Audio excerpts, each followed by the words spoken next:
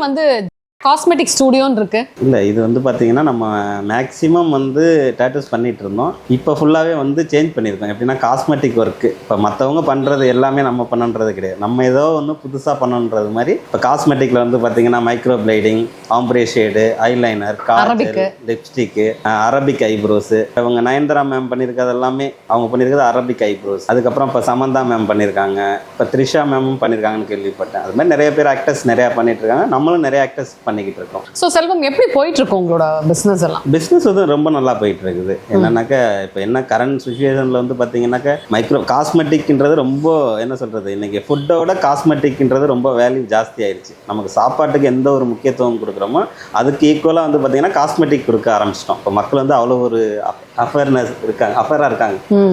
அந்த ஒரு இது இருக்குது. அதுக்கப்புறம் இப்போ வந்து நிறைய விஷயங்கள் வந்து நிறைய இடத்துல பண்ணிகிட்டு இருக்காங்க. அவங்க எப்படின்னா ஒரு விஷயம் நமக்கு தெரியாத ஒன்றை கூட இன்டர்நெட் போட்டு பார்த்து நமக்கு தெரியுன்றது மாதிரி பண்ணிகிட்டு இருக்காங்க. அந்த மாதிரி இடத்த கொஞ்சம் சூஸ் பண்ணும்போது நீங்கள் கரெக்டாக பண்ணிக்கணும்.